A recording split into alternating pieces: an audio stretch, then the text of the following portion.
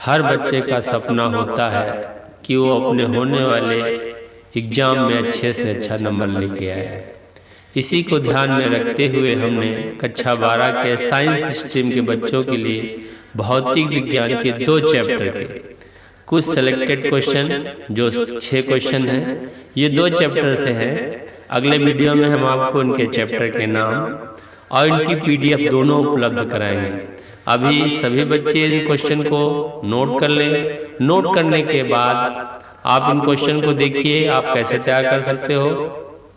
बाद में हम अगले वीडियो में आपको इनको तैयार करने का मेथड और उसके बाद इनका आंसर जो है PDF के रूप में उपलब्ध कराएंगे। हम आशा करते हैं कि ये जो 6 क्वेश्चन हैं बच्चे इनको तैयार करेंगे और ज़्यादा से ज़्यादा नंबर आपको एग्ज़ाम में मिले, हमारी ये अभिलाषा है।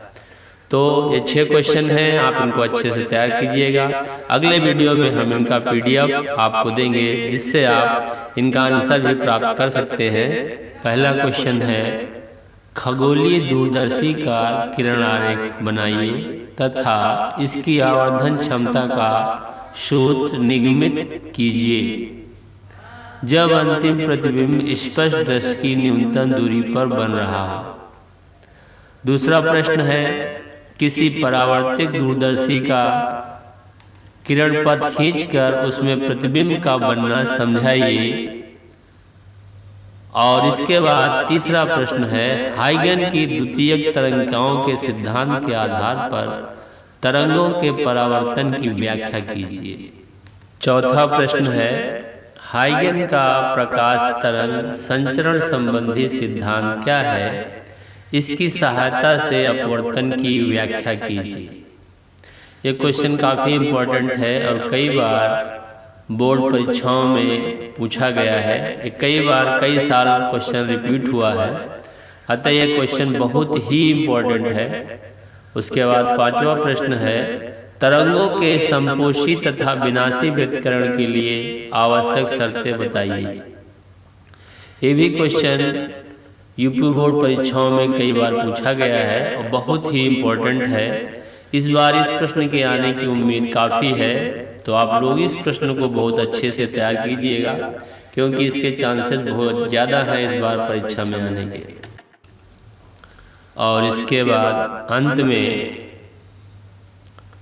एक प्रश्न है, प्रकाश के व्यतिकरण संबंधी यंग के प्रयोग के सिद्धांत को समझाइए तथा फ्रिंज की चौड़ाई के लिए सूत्र स्थापित कीजिए। ये प्रश्न यूपी बोर्ड में कई बार पूछा गया है और संभावना है कि इस बार बोर्ड एग्जाम में अवश्य आएगा। तो ये 6 प्रश्न हैं, आप सभी लोग इन 6 प्रश्नों को तैयार कीजिएगा और अगले वीडियो में इनको कैसे हम अच्छे तरीके से लर्न कर सकते हैं और इसकी PDF फाइल भी हम आपको उपलब्ध कराएंगे। तो इसके लिए आप अगला वीडियो का इंतजार कीजिए, जब अगले वीडियो में आपको PDF फाइल सॉल्यूशन के साथ और किसी भी प्रश्न को हम कितनी आसानी से कैसे उसको तैयार कर सकते हैं इसका तरीका भी हम आपको बताएंगे।